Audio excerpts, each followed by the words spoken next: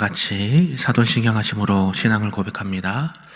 전능하사 천지를 만드신 하나님 아버지를 내가 믿사오며 그 외아들 우리 주 예수 그리스도를 믿사오니 이는 성령으로 잉태하사 동정녀 마리아에게 나시고 본디오 빌라도에게 고난을 받으사 십자가에 못 박혀 죽으시고 장사한 지 사흘 만에 죽은 자 가운데서 다시 살아나시며 하늘에 오르사 전능하신 하나님 우편에 앉아 계시다가 저리로서 산자와 죽은 자를 심판하러 오시리라.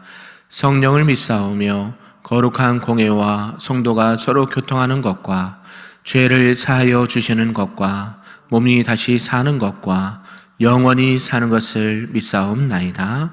아멘. 우리 다 같이 찬송 부를 때 찬송 300장 말씀입니다. 찬양입니다. 내 마음이 낙심되며 찬송 드립니다. 찬양합니다. 내 마음이 낙심되며 근심에 눌릴 때 주께서 내게 오사 위로해 주시네. 가는 길 캄캄하고 괴로움 많으나 주께서 함께하며 내 짐을 지시네. 그 은혜가 내게 족하네. 그 은혜가 족하네. 이 괴로운 세상 지날 때 그 은혜가 족하네. 희망이 사라지고 친구 날 버릴 때 주 내게 속삭이며 새 희망 주시네. 싸움이 맹렬하여 두려워 떨 때에 승리의 왕이 되신 주 음성 들리네. 그 은혜가 내게 족하네. 그 은혜가 족하네. 이 괴로운 세상 지날 때 그 은혜가 족하네. 번민이 가득 차고 눈물이 흐를 때 주 나의 곁에 오사 위로해 주시네. 환난이 닥쳐와서 어려움 당할 때 주님의 능력이 원수를 이기네. 그 은혜가 내게 족하네. 그 은혜가 족하네. 이 괴로운 세상 지날 때 그 은혜가 족하네. 아멘. 오늘 하나님의 말씀은 구약 출애굽기 6장 말씀입니다. 구약 88쪽에 나와 있습니다. 우리 한 절씩 교독하고 마지막 끝절은 함께 읽도록 하겠습니다. 여호와께서 모세에게 이르시되 이제 내가 바로에게 하는 일을 내가 보리라. 강한 손으로 말미암아 바로가 그들을 보내리라. 강한 손으로 말미암아 바로가 그들을 그의 땅에서 쫓아내리라. 하나님이 모세에게 말씀하여 이르시되 나는 여호와이니라. 내가 아브라함과 이삭과 야곱에게 전능의 하나님으로 나타났으나 나의 이름을 여호와로는 그들에게 알리지 아니하였고 가나안 땅 곧 그들이 거류하는 땅을 그들에게 주기로 그들과 언약하였더니 이제 애굽 사람이 종으로 삼은 이스라엘 자손의 신음소리를 내가 듣고 나의 언약을 기억하노라. 그러므로 이스라엘 자손에게 말하기를 나는 여호와라. 내가 애굽 사람의 무거운 짐 밑에서 너희를 빼내며 그들의 노역에서 너희를 건지며 편 팔과 여러 큰 심판들로서 너희를 속량하여 너희를 내 백성으로 삼고 나는 너희의 하나님이 되리니 나는 애굽 사람의 무거운 짐 밑에서 너희를 빼낸 너희의 하나님 여호와인 줄 너희가 알지라. 내가 아브라함과 이삭과 야곱에게 주기로 맹세한 땅으로 너희를 인도하고 그 땅을 너희에게 주어 기업을 삼게 하리라. 나는 여호와라 하셨다 하라. 모세가 이와 같이 이스라엘 자손에게 전하나 그들이 마음의 상함과 가혹한 노역으로 말미암아 모세 말을 듣지 아니하였더라. 여호와께서 모세에게 말씀하여 이르시되 들어가서 애굽 왕 바로에게 말하여 이스라엘 자손을 그 땅에서 내보내라 하라. 모세가 여호와 앞에 아뢰어 이르되 이스라엘 자손도 내 말을 듣지 아니하였거든 바로가 어찌 들으리까? 나는 입이 둔한 자니이다. 여호와께서 모세와 아론에게 말씀하사 그들로 이스라엘 자손과 애굽 왕 바로에게 명령을 전하고 이스라엘 자손을 애굽 땅에서 인도하여 내게 하시니라. 그들의 조상들을 따라 집에 오르는 이러하니라.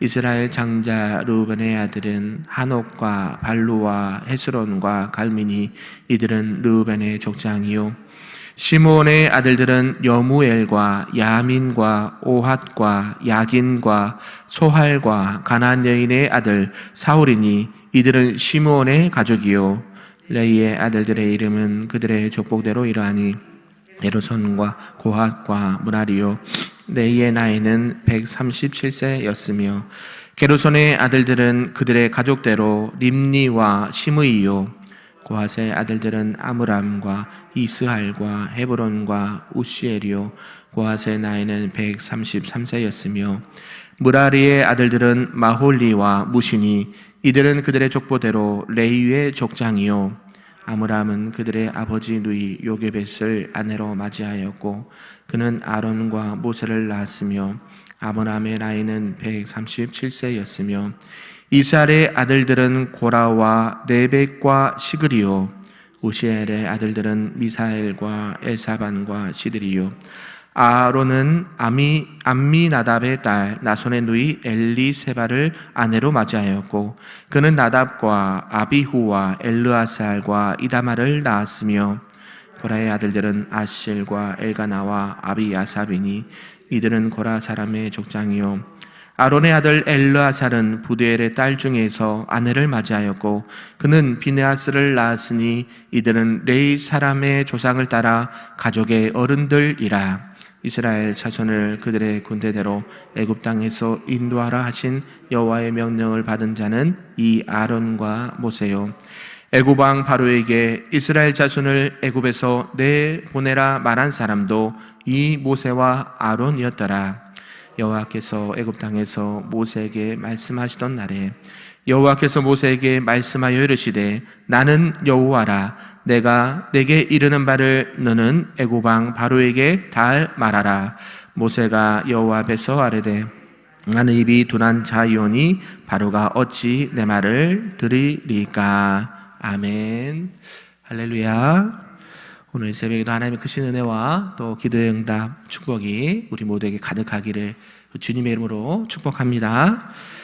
오늘 함께 읽은 이 출애굽기 이제 6장 말씀은요 이스라엘 해방을 위해서 모세가 첫 번째 했던 시도가 아마 실패로 끝난 그 이후의 말씀입니다.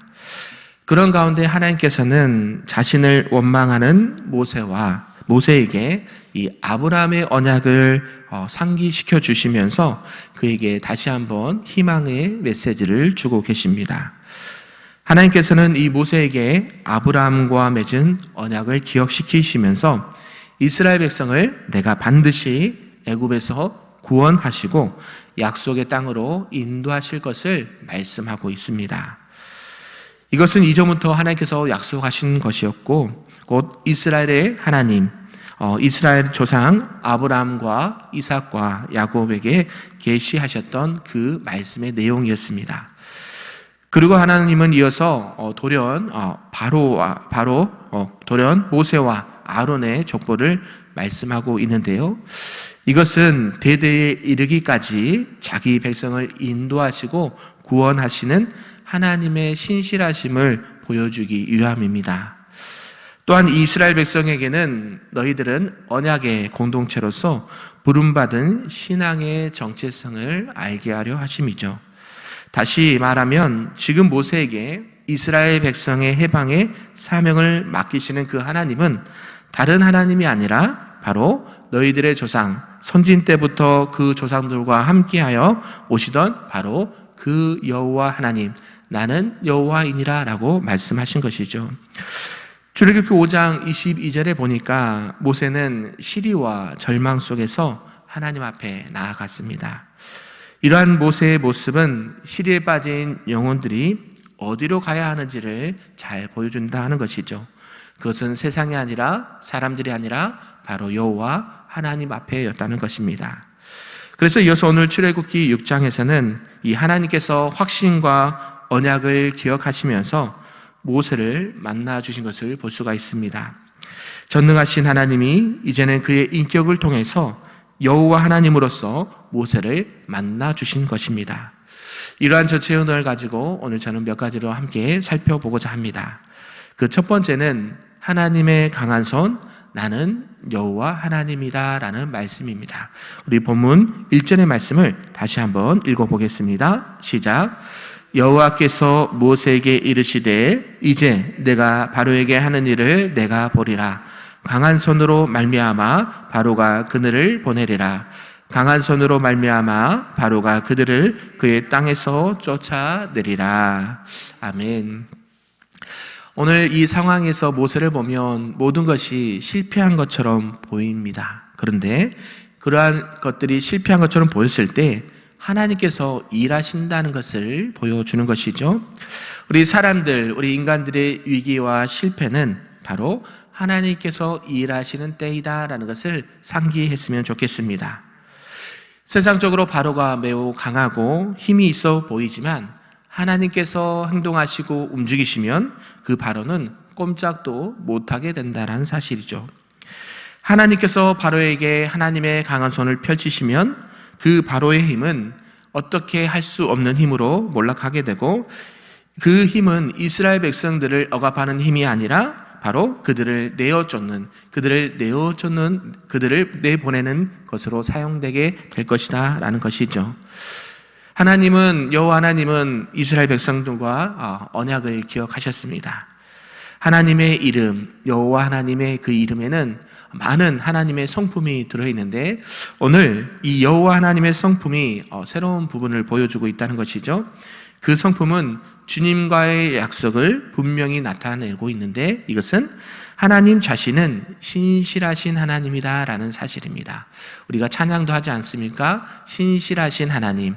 그 뜻은 예나 지금이나 그 하나님의 약속을 어떻게 해요?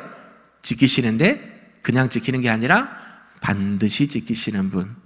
우리 사람들은 하나님과 사람들과의 약속이나 사람들과 사람들과의 약속을 어떻게 합니까? 쉽게 파기하기도 하고 쉽게 그것을 버리기도 한다는 것이죠. 그러나 우리 하나님은 어떤 분이시라고요? 신실하신 하나님. 하나님께서 약속하신 그 언약의 약속은 변하지 않는다라는 것입니다. 어떠한 환경과 어떠한 그런 어려움이 있다 할지라도 하나님께서는 그 약속을 기억하시고 그 약속을 신실하게 반드시 지키시는 하나님이다라는 사실입니다. 아브라함과 이삭과 야곱 등 이 족장들과 맺었던 그 약속의 말씀을 이제 약속의 땅으로 선물해 주실 것이라고 약속을 해 주셨죠. 그래서 이 여호와라는 이 이름은 모세 이후에 특별히 언약 관계를 설명하거나 묘사할 때 사용되는 것을 보게 됩니다. 이 출애굽기에 나타난 여호와 하나님, 즉 주님은 무엇보다도 구속의 하나님이다라는 사실이죠. 모든 것 속에 나타나 있는 것이 바로 하나님의 계획이고 하나님께서 이 이스라엘 백성들과 매우 친밀한 관계로 그 약속을 이루어 가신 분이다라는 사실입니다. 그런 하나님이 말씀하셨으면 어떻게 될까요? 그 약속의 말씀을 다시 한번 믿고 가야 되는데, 혹독한 노예 생활과 또 절망감으로 찌들어 있던 이스라엘 백성들은 그 말을 듣지 않았고 모세의 말을 듣지 않았다는 것을 보여줍니다. 그래서 모세도 낙심하게 되죠. 하나님, 이스라엘 자손도 내 말을 듣지 않는데 바로가 내 말을 듣겠습니까? 그러나 하나님의 약속이 사람의 실패나 무관심에는 전혀 꺾이지 않는다라는 사실이죠.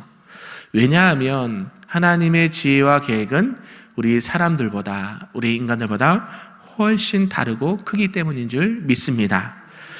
그래서 우리가 하나님의 그 신실하심을 믿고 나아갈 때에 우리가 좌절하지 말고, 우리가 낙심하지 말고 그 약속의 말씀을 붙들고 나아가면 좋겠습니다. 사랑하는 성도 여러분, 저와 여러분 앞에 낙심되는 일이 있습니까?